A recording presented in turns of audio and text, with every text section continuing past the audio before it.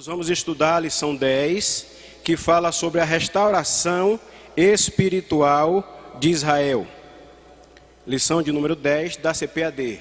Você que está de casa, essa lição já está projetada aí nos nossos canais para que você possa acompanhar conosco o estudo desta manhã.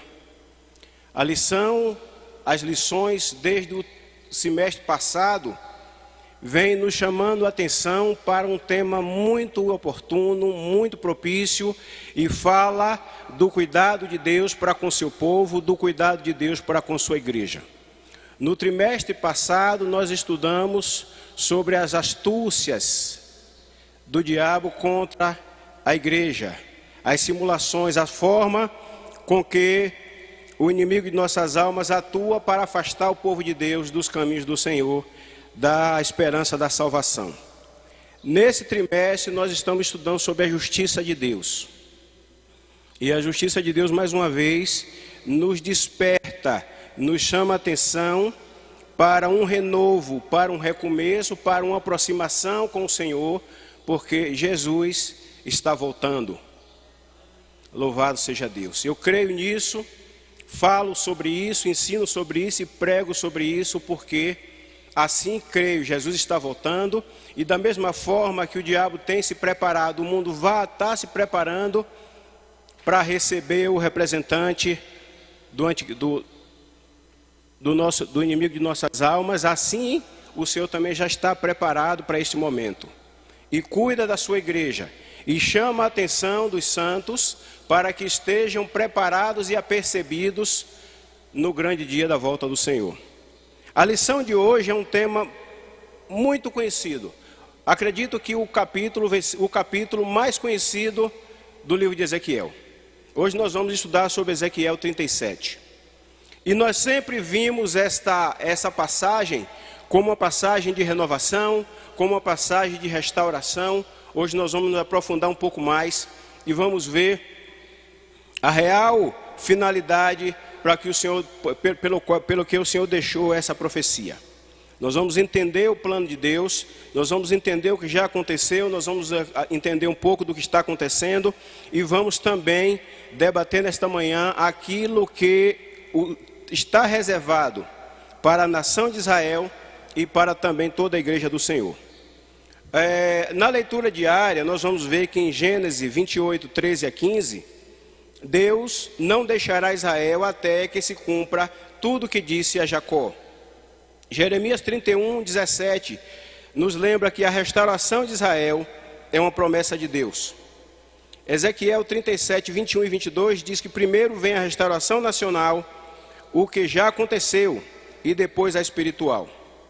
Zacarias 12, 10 nos lembra que esse é o dia em que Israel reconhecerá o Senhor Jesus como seu Messias. Lucas, capítulo 1, versículo 32 e 33 diz que essa promessa anunciada pelo anjo Gabriel ainda não se cumpriu. E Hebreus 8, 8 a 11 nos lembra que a nova aliança envolve Israel e o mundo. Eu queria já nesta manhã começar, e eu conto com a participação dos irmãos aqui nesse estudo, que a gente comece lembrando aqui o que está registrado em Gênesis 28, 13 e 15. Quem achar primeiro vai ler para a gente fazer uma participação, uma interação maior nesta manhã. Quem achar primeiro, dá um sinal, nosso irmão vai levar o microfone para quem está de casa também possa acompanhar o que nós estamos tratando aqui.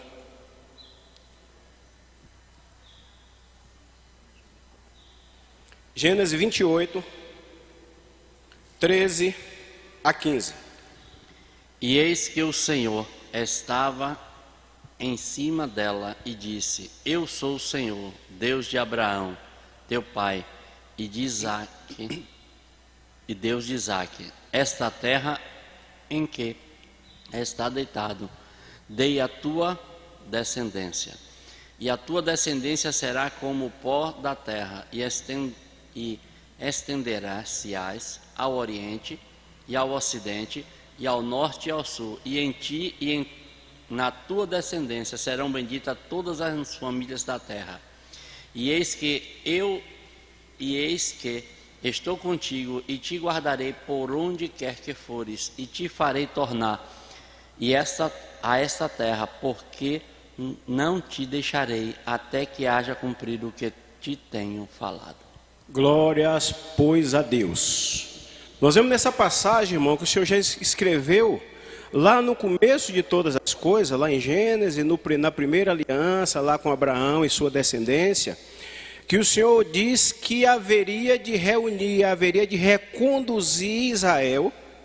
Nesses dias, bem lembramos que Israel não era uma nação ainda constituída, não tinha tomado posse das terras prometidas, e o Senhor já falava de uma recondução de Israel a sua condição de nação prometida, a sua condição de povo escolhido, a sua condição de um povo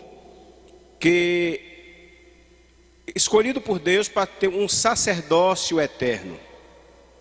Então já existe essa promessa antiga, e nós vamos ver nessa manhã tudo que aconteceu, todo o transcorrer. Nós vamos lembrar das coisas, das dificuldades que Israel enfrentou no caminho, da sua dispersão e da sua recondução. Nós vamos lembrar nesta manhã daquilo que já se cumpriu e das promessas que ainda estão por cumprir sobre o povo de Israel. Ezequiel 37, um estudo, uma profecia que nós sempre vimos como uma promessa de restauração para Israel.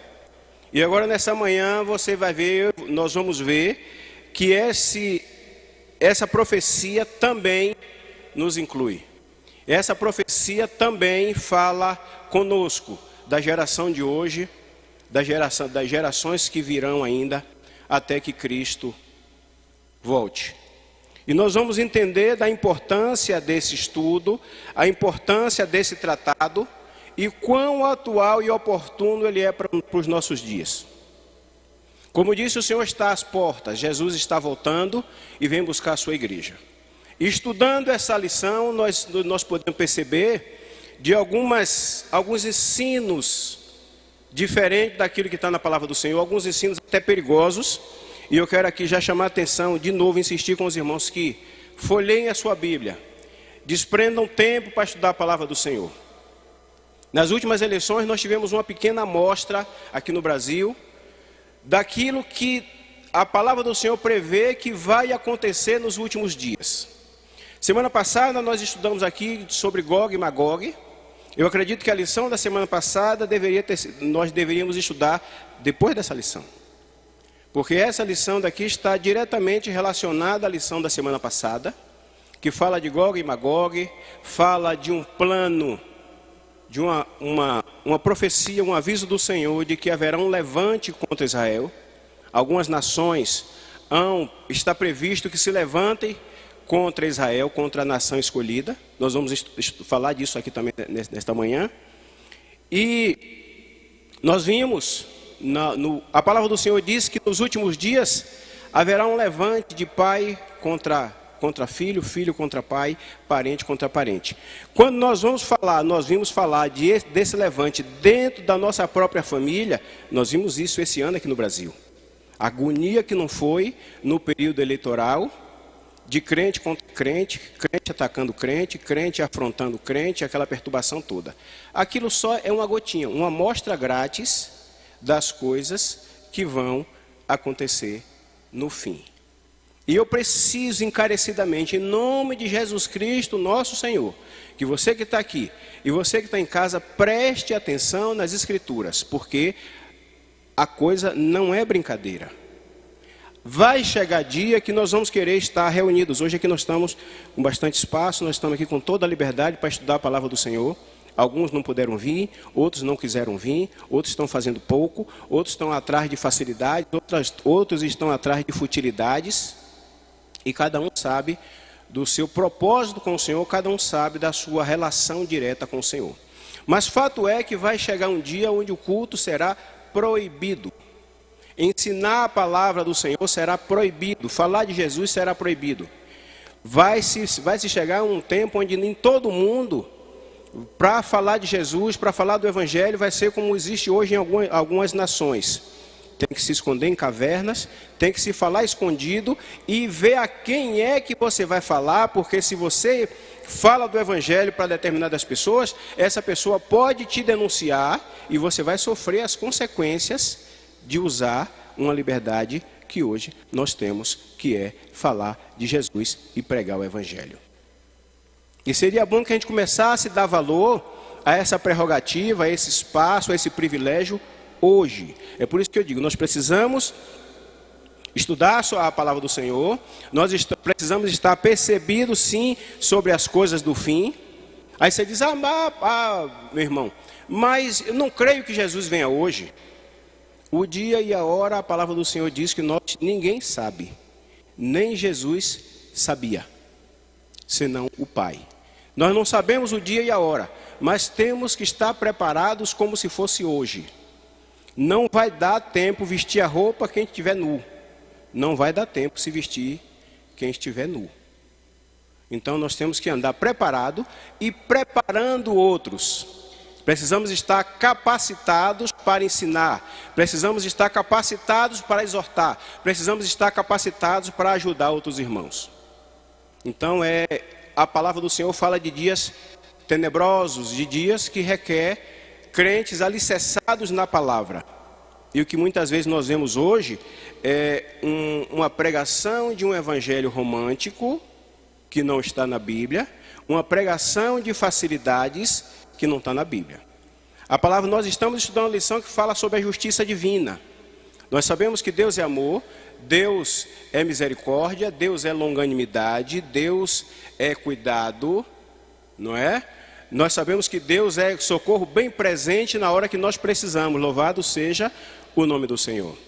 Mas essa mesma palavra e a lição de hoje nos diz que Deus é justiça.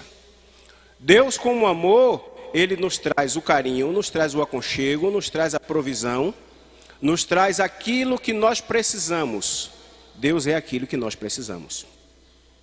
Na sua longanimidade, louvado seja Deus, o Senhor nos dá oportunidade de recomeço, nos espera que nós nos acheguemos a Ele. Nós caímos e o Senhor nos dá a esperança. Essa palavra que nós estudamos aqui nos traz a lembrança da oportunidade que o Senhor nos dá da gente se arrepender e de se reerguer, de se levantar. Quantas vezes nós caímos e o Senhor ainda espera que nós nos levantemos, louvado seja Deus. Manda um vaso, manda o seu Espírito nos ajudar e nos levantar, nos erguer.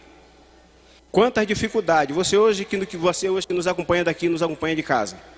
Quem é hoje que porventura o Senhor está falando com alguém que esteja assim, já prestes a desistir, cansado, não está encontrando ajuda, não está encontrando quem o ajude, a sua esperança está nas últimas, está aqui, como esse povo, como o profeta viu, os ossos não estavam secos, os ossos estavam sequíssimos. Aí Deus pergunta a Ezequiel, poderão esses ossos reviver? E aos olhos humanos não tinha nenhuma perspectiva. Ezequiel, como homem de fé, disse, Senhor, Tu o sabe. Talvez se o Senhor perguntasse a mim, eu dizia de jeito nenhum. Esses ossos estão rachados, trincados. Não tem mais esperança. Não tem mais condição.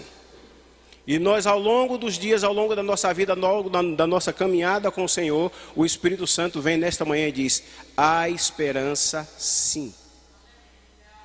Há esperança para aquele que está enraizado, aquele que está agarrado na cruz do Senhor, aqueles que estão seguindo as pegadas de Cristo, há esperança. Por isso, não desista, persevere. Então, estamos dentro de todo esse contexto, mas vem dias que nós precisamos estar capacitados, precisamos estar percebidos, para que não percamos a nossa jornada, a gente não se perca no fim da trajetória. Porque as coisas não vêm como muitos pensam. Por exemplo, a marca da besta não é um ferro quente que vai ferrar a testa de alguém.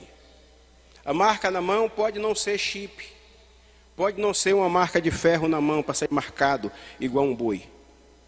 Como nós estudamos aqui semana passada com o pastor, pode ser, existe uma interpretação, um estudo ainda não muito claro, que pode ser uma questão de sistema. Adesão das pessoas a um sistema. A palavra do Senhor diz que a marca vem na mente, na testa e na mão direita. Pode sim representar aquilo que você recebe e aquilo que você crê. Nós vamos estudar nessa manhã. A restauração de Israel passa por uma restauração política, que já aconteceu, mas ainda aguarda-se a restauração de Israel ao molde das Sagradas Escrituras, e que fala de uma restauração espiritual, que vai acontecer, deve acontecer, quando Jesus voltar, quando Israel reconhecer Jesus como seu Messias, como seu Senhor e como seu Rei. Então, Ezequiel 37... é um estudo, um tratado para os nossos dias. Como eu dizia, não espere que a marca da besta se apareça como uma coisa ruim, como uma coisa diabólica, como uma coisa, como a gente costuma, figurativamente, a gente costuma ver, um capetinha com um capetinha vermelho, com 2 chifrinhos, rabo, pé redondo. A coisa ela vem dissimulada, a coisa ela vem com a aparência de uma coisa boa, ela vem com a aparência de uma coisa que vai se confundir como vindo da parte de Deus. E só aqueles que tiverem discernimento espiritual, que tiverem alicerçados na palavra, vão poder discernir o que é de Deus e o que não é de Deus, porque a palavra diz que vem um representante dessa malignidade, fazendo sinais e maravilhas e enganando a muitos. E nós precisamos buscar a palavra do Senhor. Ah, irmão, mas eu estudo e não entendo. Eu tenho estudado, tenho buscado, mas até aqui não entendi nada. Peça, incomode seu pastor. Busque de seu pastor esclarecimento, busque de seu pastor ajuda, para que você possa estudar, você possa ler e entender, e você possa estar capacitado para si e para outros. Ezequiel 37. Nós vimos aqui que esse episódio aconteceu, essa visão de Ezequiel, aconteceu no ano 13, no 13º ano do ministério de Ezequiel. O texto que nós limos diz que ele teve uma visão. E aí nós vamos ver, irmãos, queremos saber, essa visão foi ele dormindo ou foi acordado? Foi em sonho ou ele perdeu o sentido e foi transportado? Não sei dizer. E acredito que não faz diferença. O Senhor o colheu em visão, o transportou em visão e mostrou a seu servo aquilo que haveria de acontecer. Ezequiel foi levado na 3ª deportação e já estava no exílio há cerca de 18 anos. Já tinha sido levado em cativo há cerca de 18 anos. Essa profecia fala da restauração de Israel. E desde a primeira diáspora de Israel, Israel perdeu a sua soberania como nação. Com o exílio, Israel foi para a Babilônia, depois foi cativo da Pérsia, cativo de Roma, e até hoje nós vamos ver que Israel não restabeleceu plenamente a sua soberania. Todos aqui acompanham o noticiário e sabem a perturbação que Israel sofre com as nações inimigas, aquelas nações que estão na circunvizinhança e ameaçando Israel constantemente, e sem falar que Israel foi reconduzido como nação, mas a sua extensão territorial ainda não foi restabelecida. Você olha o mapa de Israel e você vai ver que tem um recorte no meio do mapa. De um lado tem a região chamada Cisjordânia e do outro lado tem a faixa de Gaza. Aí sobra um estreito de 14 quilômetros dividindo a parte sul da parte norte de Israel. Então essas nações, esses povos tradicionalmente inimigos de Israel, andam buscando ocasião, buscando oportunidade para atacar Israel, porque não reconhecem Israel como nação. Depois da revolta dos anos 70, Israel foi disperso. Roma desfez Jerusalém, desfez a nação, e o povo de Deus foi espalhado por todo o mundo. Só a partir do ano de 1870, mais ou menos, foi que houve um movimento para a recondução de Israel, para que o povo de Deus que estava espalhado em todo o mundo começasse a voltar para Israel.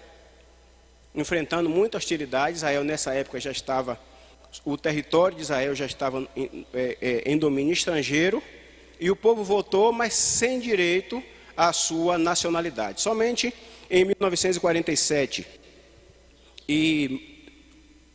sendo confirmado em 1948, na Assembleia da ONU, é que Israel voltou a ser uma nação reconhecida internacionalmente. Mesmo assim, se desencadeou guerras na região, nos países vizinhos, que nunca aceitou Israel como nação. Não é? Aí nós vamos ver que Deus estabeleceu pacto com Israel como reino sacerdotal e povo santo, mas Israel falhou. Deus escolheu uma tribo, a tribo de Levi, como tribo sacerdotal. Mesmo assim, o povo mais uma vez falhou. Deus mandou o Messias, Jesus, e Israel o rejeitou. Por isso, a gente vai ver nessa manhã todo o desenrolar das consequências dessas quedas sucessivas do povo de Israel, do povo judeu, na sua relação com Deus. Os planos de Deus jamais fracassam. Eu queria que alguém abrisse para ler para a gente Êxodo 19, versículo 5. Êxodo 19, 5. Vamos ver que promessa maravilhosa o Senhor deixou para Israel, também lá no começo da história, e que o Senhor zela dessa palavra ainda para fazer cumprir. Êxodo 19, versículo 5. Quem achar pode finalizar.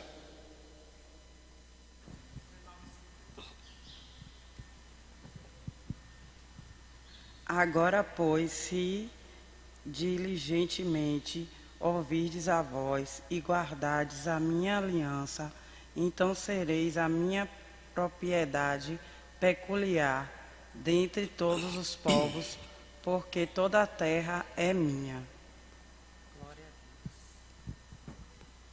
6.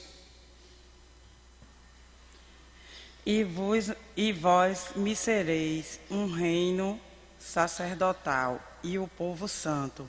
Estas são as palavras que falarás aos filhos de Israel. Eu vou repetir porque eu acho isso aqui a palavra-chave do nosso estudo nesta manhã. Isso aqui é forte, como diz os crentes canela de fogo. É forte. Agora, pois, se ouvirem atentamente a minha voz e guardarem a minha aliança, vocês serão a minha propriedade peculiar dentre todos os povos. Porque toda a terra é minha, e vocês serão para mim um reino de sacerdotes e uma nação santa. São estas as palavras que vocês falarão aos filhos de Israel. Louvado seja o nome glorioso do Senhor. Então nós vemos aqui uma promessa do Senhor, e que, salvo engano, se eu não estiver enganado, se algum irmão lembrar, pode por favor sinalizar e se manifestar. Salvo engano, essa palavra, essa promessa ainda não se cumpriu. Essa passagem aqui coloca Israel como nação santa e sacerdócio santo. Uma nação que tem uma ligação direta com o céu, tem uma ligação direta com Deus, e fala com Deus, e intercede por toda a humanidade.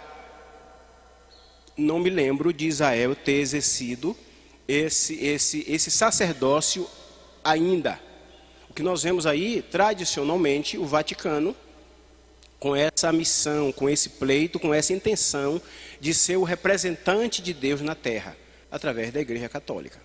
Mas Israel nós não vimos ainda acontecer, que eu me lembre, não vimos acontecer ainda esse sacerdócio santo como uma nação escolhida, canal de Deus do céu com a terra. Uma questão, uma curiosidade que eu quero colocar para vocês, para que os irmãos estudem quando possível, quando chegar em casa, e observe. Olhando no mapa do mundo, se você conseguir abrir o mapa todo, quando você olha o globo, às vezes dá uma certa confusão e você vê Israel um pouco mais ao norte, um pouco mais assim à direita, acima. Mas quando você abre o mapa e você consegue ver todo o globo, nós vamos observar que Israel está colocado estrategicamente no centro do mundo. Louvado seja o nome do Senhor. Israel está colocado territorialmente, estrategicamente, no meio do globo terrestre. E como já disse, nós não vivemos por coincidência, nós não cremos em coincidência. A palavra do Senhor diz que o crente, os escolhidos do Senhor, vive por fé e não por vista. Então a gente busca um entendimento mais aprofundado das coisas e a gente sabe que não há coincidência. Uma estratégia do Senhor colocando Israel como centro do mundo. Então nós vimos aí que a palavra do Senhor jamais fracassa, e existe essa promessa, daqui a pouco nós vamos ver mais outra, ainda reservada para o povo de Deus, o povo de Israel. A profecia, como já disse, ela vem em dois momentos: a restauração política e a restauração espiritual. A política começou em 1878 e a espiritual se dará início, se confirmará com a volta de Jesus Cristo. A dispersão de Israel começou depois do ano 70 depois de Cristo, com uma revolta que houve lá em Jerusalém, e ela culminou numa investida do imperador Adriano, que governou 138 até 638 depois de Cristo. Após três revoltas, esse imperador comandou a morte de mais de 585 mil judeus. Segundo se tem notícia, o primeiro holocausto contra o povo escolhido do Senhor, já que o segundo foi lá na Segunda Guerra Mundial. Então, houve uma revolta, começou a primeira revolta em Jerusalém, e anos depois, Roma vai e dissolve, desmancha a nação, leva outros povos, e o imperador expulsou os sobreviventes desse massacre, não é? E mudou o nome da província da Judéia para Síria Palestina. E o nome de Jerusalém ele mudou para Aélia Capitolina. Israel passou a ser chamado de Palestina. Desde então, a região de Israel passou a ser chamada de Palestina. Nome esse que os inimigos de Israel, os árabes, os muçulmanos, ainda hoje não reconhecem Israel e chamam a região toda como região da Palestina. Chama aquela região ocupada como região da Palestina, não reconhecendo Israel como nação. Todos nós conhecemos a história, nós sabemos quando Cristo foi julgado e Pilatos perguntou se deveria soltar Barrabás ou Jesus. O que foi que o povo disse? E eu acredito que os irmãos lembram que uma das coisas que o povo de Israel declarou é que caísse sobre eles a culpa do sangue daquele inocente. Eles decretaram essa sentença sobre si, e isso veio se confirmar. Jesus já tinha dito, já tinha avisado profeticamente também, que isso haveria de acontecer. E por isso vem confirmando, vem sacramentando o exílio de Israel, os percalços e as dificuldades que Israel haveria e vem enfrentando até o dia de hoje. A introdução da nossa lição diz que a lição de hoje é um estudo sobre a restauração nacional espiritual de Israel. A visão de Ezequiel teve no Vale de Ossos Secos descreve, numa linguagem metafórica, como Israel voltará a ser uma nação soberana, reconhecida na comunidade internacional, ou seja, a palavra profética contempla uma restauração completa, política e espiritual. Tópico primeiro fala sobre o significado do Vale de Ossos Secos. Os ossos secos. O profeta não diz como exatamente Deus o levou ao vale, mas a expressão "e o Senhor me levou em espírito" se refere à maneira de como Deus lhe entregou esses oráculos, ou seja, por meio de visão, como já havia acontecido antes. Ele foi conduzido em visão e colocado no meio de um vale cheio de ossos secos que estavam sequíssimos. Essa revelação é uma profecia que anuncia de antemão a restauração nacional de Israel, depois de muitos séculos de dispersão entre as nações, seguida pela restauração espiritual. Então, como nós já falamos, existem pessoas que têm a intenção e a curiosidade, o incômodo de saber como foi essa visão. Se ele estava dormindo, se ele estava acordado, como é que ele foi transportado. Já disse que não vejo, não tenho essa informação e não vejo muita importância de como ele foi transportado.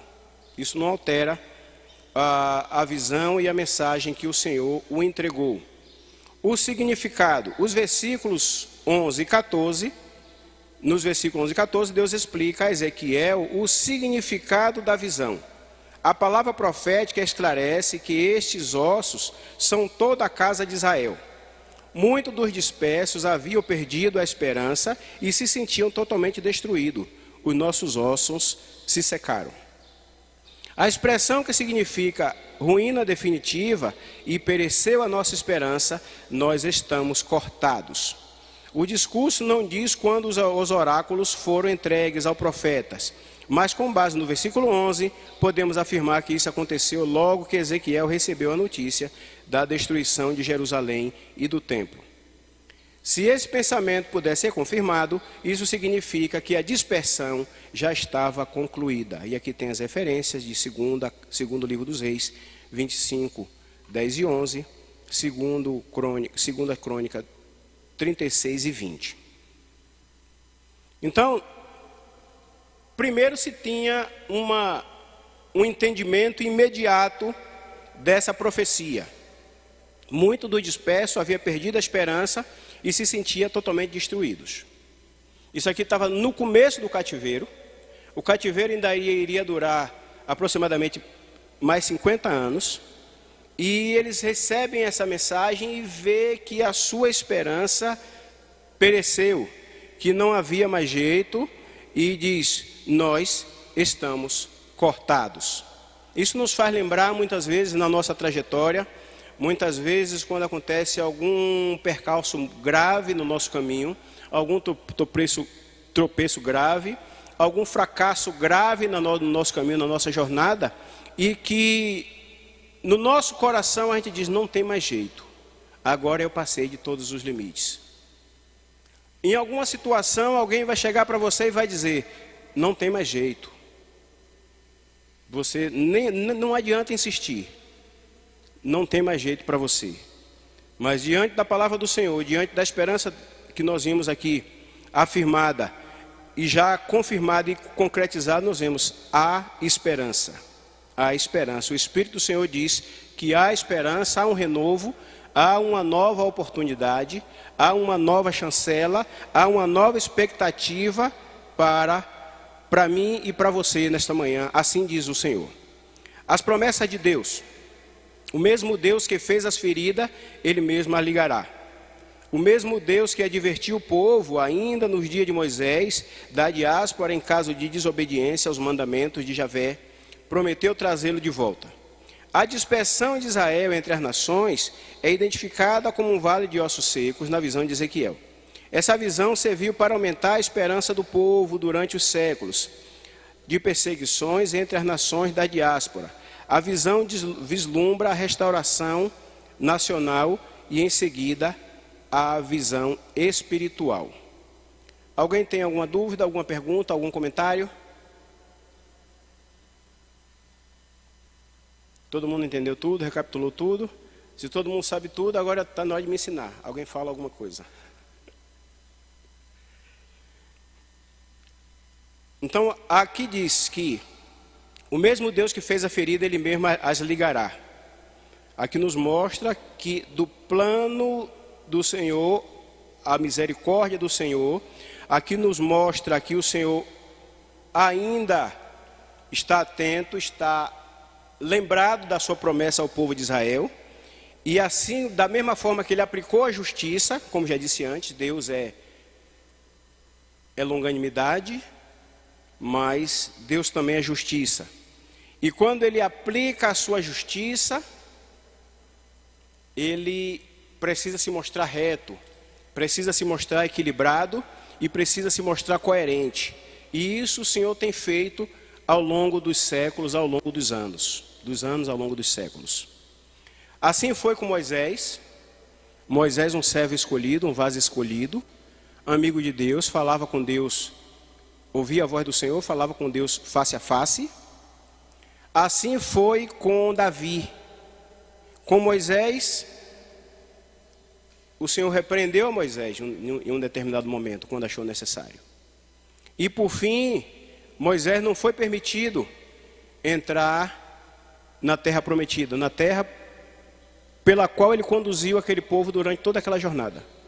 Durante todos aqueles anos, durante aproximadamente 80 anos. Davi, um homem segundo o coração de Deus, caminhou com Deus, ouvia a voz do Senhor, temia o Senhor, reverenciava o Senhor, virou um referencial na história de Israel, como uma referência de homem santo, de homem íntegro e temente a Deus. Mas nem assim Deus passou a mão pela cabeça de Davi. Quando Davi tropeçou, o Senhor chamou Davi à correção, o Senhor chamou o seu servo para que o repreendesse, e Davi não escapou da justiça de Deus. Então, essa palavra nos traz uma reflexão sobre os crentes que nós estamos sendo nos últimos dias, nos dias de hoje, da necessidade de nós nos tornarmos um referencial onde nós moramos. O pastor pregou aqui recentemente, fortemente, essa é uma palavra que me move, uma palavra que me incomoda, uma palavra que me desafia. É a palavra de nós fazermos diferença onde nós estamos, fazermos diferença onde nós chegamos. A passagem que Jesus falou do sal, e que precisa cumprir a sua finalidade de salgar, precisa cumprir a sua finalidade de temperar. E nós estamos caminhando gradativamente a uma condição onde o sal não salga, onde o crente é melhor que fique calado e não se anuncie como crente onde ele chega.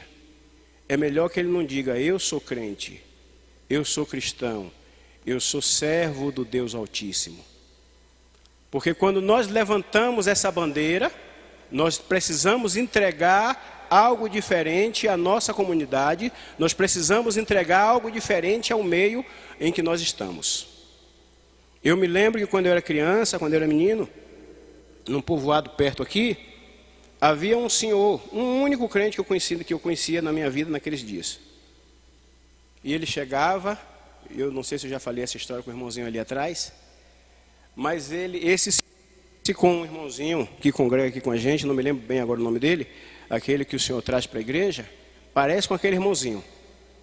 E ele chegava lá todo domingo de tarde, evangelizando, falando de Jesus, e ele era motivo de chacota, aquele senhor era motivo de perturbação, aquele senhor era motivo de riso, aquele senhor era motivo de todo tipo de impropério, todo tipo de gracejo. E eu ficava observando aquilo. Hoje nós vivemos numa realidade diferente. Hoje todo mundo pode ser crente sem sofrer nenhum tipo de incômodo. Hoje todo mundo pode ser crente sem sofrer nenhum tipo de gozação, nenhum tipo de... Pelo contrário. É para ser algo diferente, é para ser algo assim, positivo. Alguém que diz: não, esse é crente, esse daí não, ele é crente.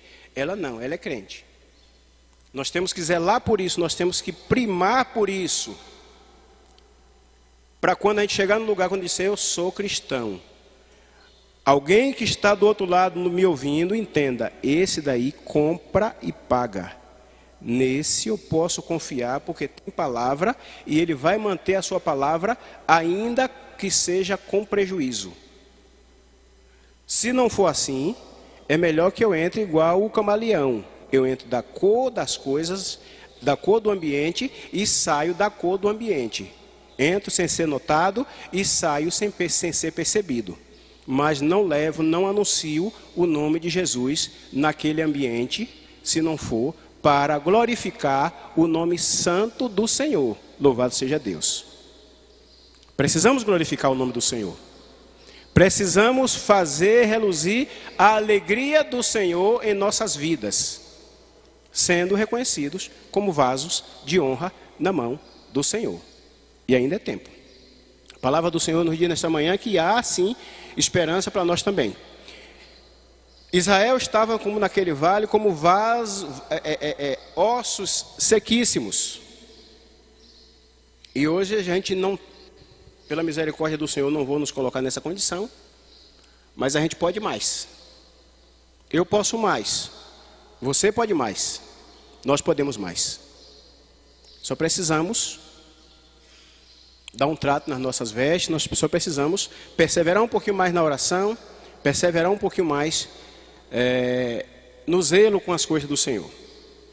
Tópico 2, sobre a dispersão dos judeus entre as nações. As diásporas de Israel e Judá. A primeira diáspora começou quando o rei Nabucodonosor subordinou Jeoaquim, rei de Judá, aos babilônios. Aqui eu quero abrir um parêntese, irmãos, para fazer um protesto, quem sabe em rede nacional. Quem é aqui que sabe o que é diáspora? Faz assim. Uma pessoa. Então eu posso protestar. Quero pedir aos irmãozinhos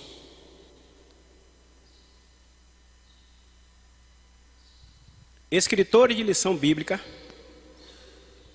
o cuidado, sempre que possível, de colocar os termos na lição bíblica de acordo com o nível dos ouvintes, dos alunos da igreja, das igrejas pentecostais, eu que sou da Assembleia de Deus, e vim de igreja onde a maioria, 70%, 80%, 90% dos irmãos frequentaram poucos anos os bancos de escola. E aí coloca aqui diáspora. Eu tive que parar para entender o que é diáspora. E se eu não entendo o que é diáspora, eu não sei o que é que eu estou lendo, o que é que eu estou estudando. Existem outros termos mais conhecidos para representar aqui. Então, eu quero deixar aqui registrado a necessidade do cuidado de ajustar a linguagem escrita aqui para o nível dos ouvintes, dos alunos que vão receber essas revistas em cada rincão desse país. Nem todos têm nível de faculdade, nem todo mundo tem um vocabulário para estar sabendo e entendendo o que é diáspora. Viu, meu senhor escritor? Anota aí. Então, diáspora vai falar, a diáspora ela fala da dispersão, da retirada, da debandada. O povo foi expulso da sua terra, o povo foi levado cativo. Aqui fala de dispersão, fala de cativeiro. Diáspora é a dispersão, o povo é retirado, expulso da sua terra, expulso do seu país, expulso da sua nação, e agora são obrigados a viver num país estrangeiro, numa cultura estrangeira, sem identidade, sem voz, sem vez e sem direitos. Mesmo com o fim do cativeiro de Judá, por meio do decreto de Ciro, rei da Pérsia, a maioria dos judeus jamais retornou à terra de Israel. Desde então, eles continuaram por toda parte do mundo. Nos tempos do Novo Testamento, havia comunidade judaica nos grandes centros urbanos, no vasto Império Romano. Então, a profecia de Ezequiel se refere a uma diáspora posterior, ou restauração posterior. Diáspora está falando de uma dispersão posterior. Aqui como nós falamos no início, irmãos, desde a primeira invasão da Babilônia a Israel, que o povo foi levado cativo pela primeira vez, a invasão, a destruição do templo, a tomada de Jerusalém, tal, o povo de Israel não voltou mais a ter identidade como nação. Não voltou mais a ter aquela pujança e aquele poderio que teve nos dias de Davi. O povo foi cativo na Babilônia, o povo foi cativo pelos assírios. Depois dessa tomada, os reinos se sucediam e aquele reino que vencia ficava como senhor de Israel. Então, Israel foi cativo da Babilônia, foi cativo da Síria, cativo de Roma.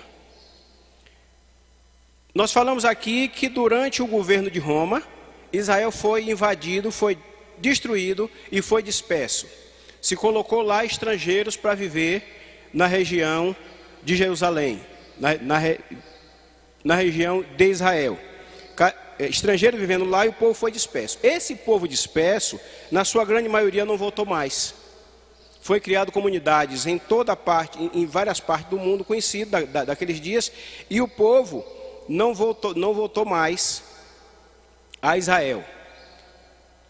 Findado esse período, depois do ano de 1870 mais ou menos, há um movimento para a recondução do povo de Israel. Nessa época, a região de Israel era comandada pela Inglaterra. Eram os ingleses que tinham o domínio e o controle daquela região que eles chamavam de Palestina. Houve uma recondução, a ONU estabeleceu Israel como nação, mas mesmo assim Israel continua sendo, hoje tem uma certa independência, hoje Israel tem uma certa autonomia, mas ainda depende de outras nações para se estabelecer como nação independente. Precisa da proteção. Por exemplo, os Estados Unidos hoje é quem dá suporte bélico, suporte militar, para que nações como, por exemplo, o Irã, não invada a Israel, com a intenção que eles têm, de como inimigo declarado de Israel, tem a intenção de invadir aquele país, mas não faz isso porque hoje Israel tem a tutela, a Israel tem o apoio dos Estados Unidos, que o apoia militarmente para que não seja invadido pelos árabes e muçulmanos. Então, até hoje, Israel ainda não tem restabelecido a sua autonomia no geral. Ponto 2. Renasce Israel. O retorno dos judeus a que se refere a profecia diz respeito à segunda diáspora anunciada de antemão pelo Senhor Jesus. Lucas 21, 24. Alguém localiza esse texto, por favor, para a gente ler. Essa dispersão judaica durou mais de 1.800 anos, sendo iniciada no ano 70 depois de Cristo, por ocasião da destruição de Israel pelos romanos, e foi concluída com a fundação do Estado de Israel em 27 de novembro de 1947, na primeira Assembleia Geral das Nações Unidas, presidida pelo brasileiro Oswaldo Aranha, quando foi pronunciada por grande maioria de votos, 33-14, a favor da partilha da Palestina, com 10 abstenções.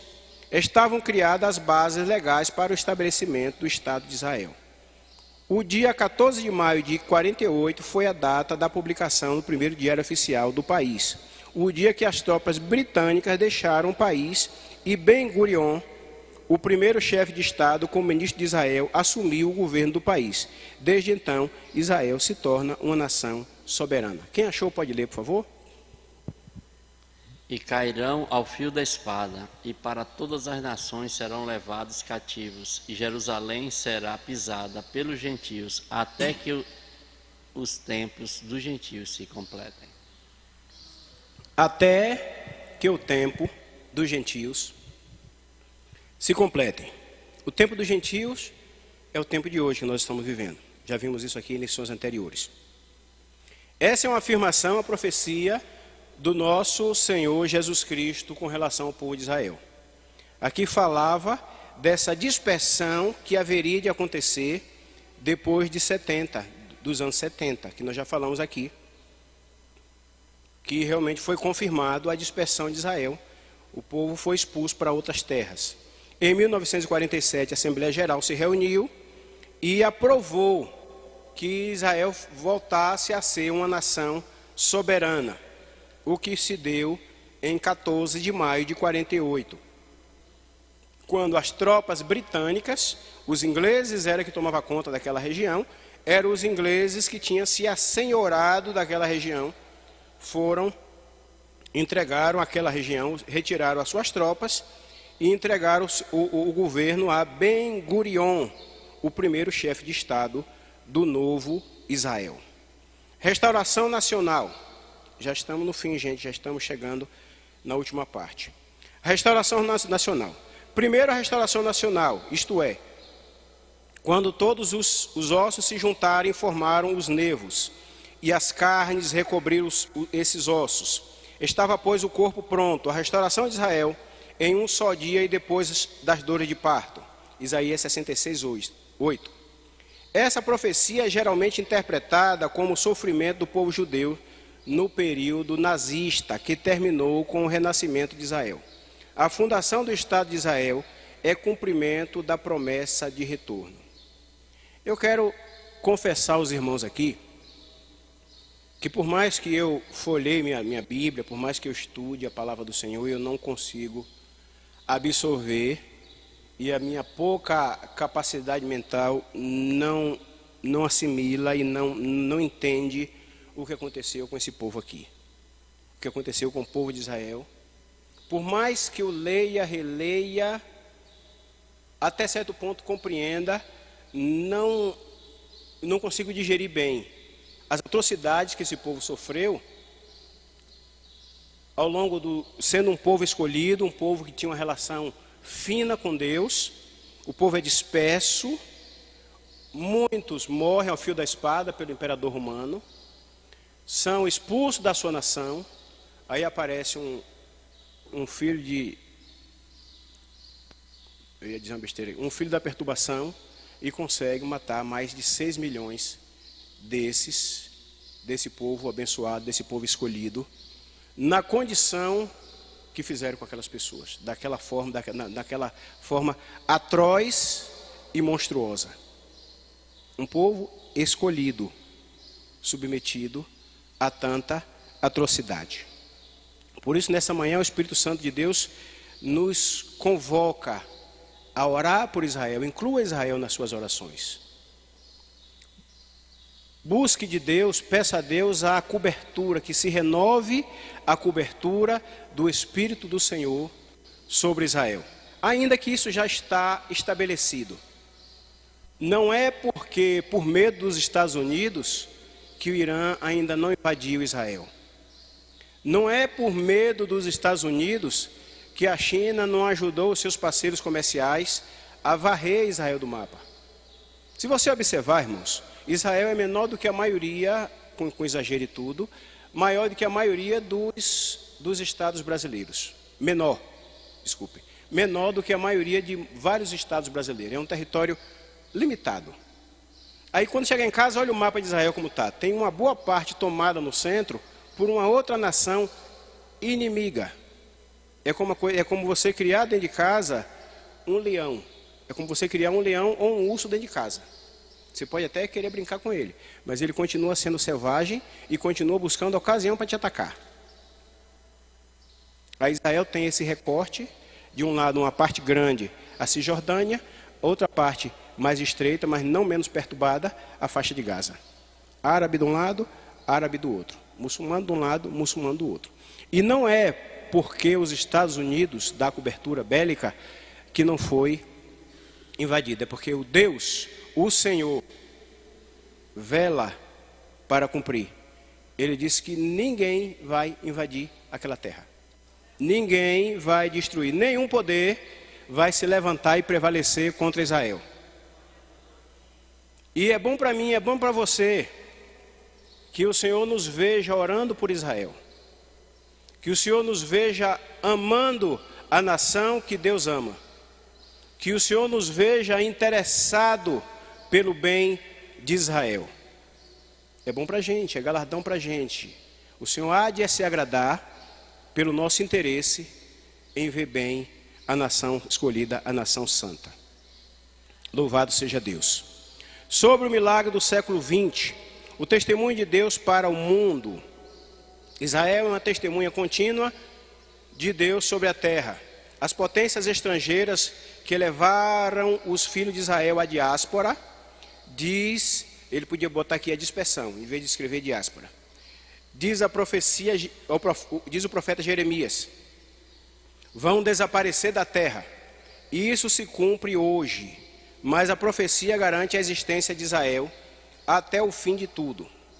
Israel está aí, os ossos secos já reviveram, o corpo foi formado, mas não havia neles espírito, diz a palavra profética. É isso que falta hoje em Israel. O corpo foi restabelecido, os ossos que estavam secos foram revitalizados, os ossos que não tinham carne, não tinham pele, agora tem pele. O corpo já está restabelecido. O espaço físico de Israel já está remontado, está reconhecido, restabelecido. Mas falta ainda o Espírito, falta ainda o fôlego de Deus, falta ainda o rei, o descendente de Davi, que vai reinar gloriosamente em Israel. E nós acreditamos aqui a volta do Senhor. Isso aqui está ligado ao milênio. E estudando aqui, mais uma vez, eu quero lembrar que já vemos alguns irmãos que acreditam que não vai existir mais milênio. Tem gente dizendo que Jesus já veio, não vai voltar mais, que não existe milênio.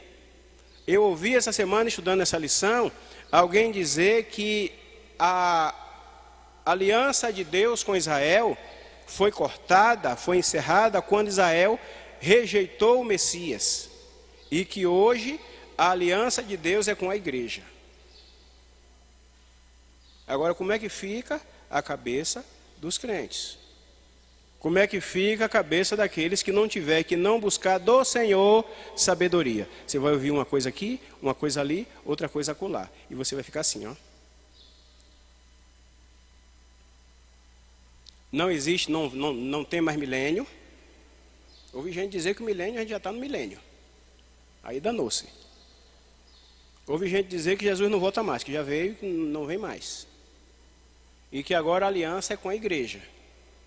Não tem mais. Israel foi cortada, como pega aqui esse texto aqui, ó. Israel foi cortado, rejeitou o Messias e aí acabou. Então, nós precisamos buscar do Espírito de Deus o discernimento. A palavra de Deus diz que aquele que precisa de sabedoria, peça a quem? Eu não ouvi. Aquele que precisa de sabedoria, peça a Deus, diligentemente, insistentemente, e Ele o dará graciosamente. O irmão pediu para falar? Não. Então, busquemos de Deus. Graças a Deus, estamos numa igreja que preza pela palavra, prima pela palavra, mas nós não vimos palavra só aqui. Por aí a foto está cheia de reboliço. Você liga a televisão, tem uma notícia que nem sempre está de acordo com a palavra de Deus. Você visita uma igreja irmã, você está vendo uma novidade. Você liga seu celular, tem uma novidade aqui. Você abre um vídeo, tem alguém fazendo alguma arte diferente daquilo que a Bíblia nos mandou fazer. E isso nos traz um despertamento, nos traz uma curiosidade. A gente fica querendo entender o que é que está acontecendo, querendo entender, curiosidade até para entender se é de Deus ou não. E alguns são tomados por aquilo. Aquilo parece interessante, parece gostoso, parece bonito, e vai se abraçar aquela novidade.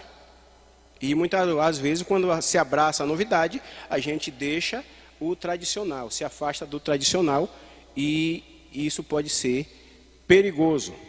Isso pode ser perigoso. O status de Jerusalém entre as nações. As potências estrangeiras pressionam o governo de Israel sobre o status de Jerusalém. Entre outras coisas, Israel é um estado soberano desde 48.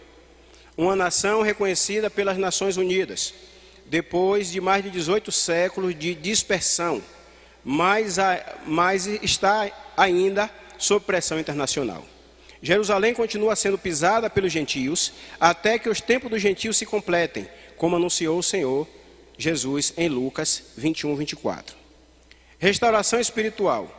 Quando o Espírito de graça e de súplica vier sobre os judeus, aí ocorrerá a restauração espiritual. Zacarias 12, 10. A palavra profética vislumbra essa promessa, e é o que falta no momento em Israel. Devemos amar o povo de Israel e orar pela paz em Jerusalém. Vamos ler aqui, abram suas Bíblias aí, irmão, em Zacarias 12, versículo 10. Eu vou ler daqui. Essa palavra também é forte e eu quero compartilhar com quem está em casa, assim, em alto e em bom som. Zacarias, está ali vizinho a Mateus, último livro, o penúltimo livro do Velho Testamento. Já li vizinho a Mateus. Vou esperar um pouquinho para que a gente possa ler juntos.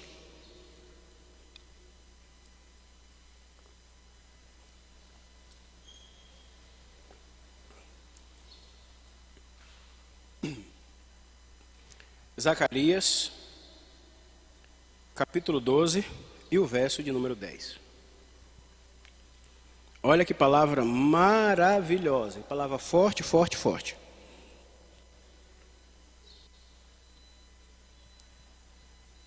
A palavra do Senhor diz assim: e sobre a casa de Davi e sobre os moradores de Jerusalém derramarei o meu espírito da graça e de súplicas. Olharão para aquele a quem transpassaram, prantearão por ele como quem pranteia por um filho único, e chorarão por ele como se chora amargamente pelo primogênito. Eu vou repetir. E sobre a casa de Davi e sobre os moradores de Jerusalém derramarei o espírito da graça de súplicas. Olharão para aqueles a quem transpassaram. Isso aqui lembra alguma coisa a vocês? Essa passagem lembra alguma coisa que aconteceu depois desses dias? Olharão para aquele a quem transpassaram, prantearão por ele como quem pranteia por um filho único, e chorarão por ele como se chora amargamente pelo primogênito.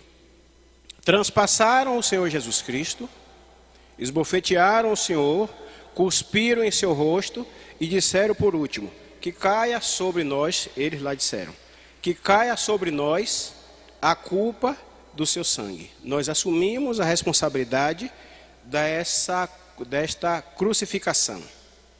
E daí para cá o resto a gente estudou aqui, a gente viu o que foi que aconteceu ao longo de mais de 1.800 anos. Mais de 1.800 anos o povo expulso da sua terra, enxotado das suas posses, quem tinha suas terras, suas fazendas, seus negócios, seus empreendimentos. Israel sempre foi uma nação próspera, e aí agora expulso do seu país sem direito a nada. Expulso do seu país sem direito a nada. Mas o milagre se confirma.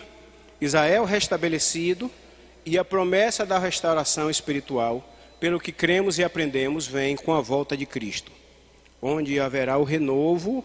Israel vai reconhecer Jesus Cristo como Messias, o Cristo como seu Salvador, e assim será governado, participará do reino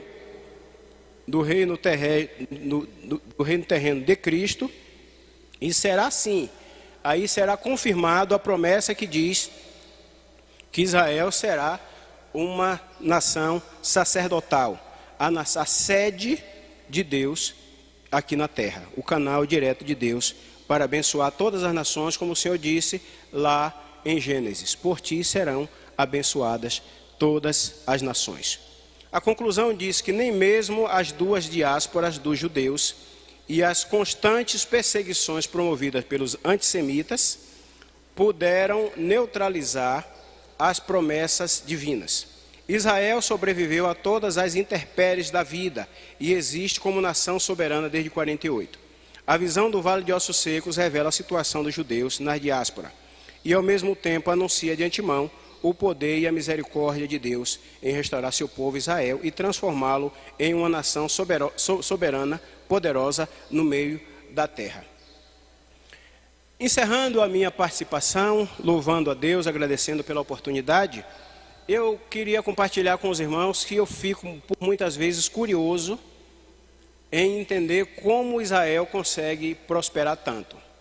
Dentro dessa olhadinha que eu pedi que vocês olhem o mapa de Israel, a parte sul, quase que metade da nação é composta por um deserto, um imenso deserto. Além de ter um espaço territorial pequeno, uma boa parte desse território faz parte de um deserto que faz fronteira com o Egito.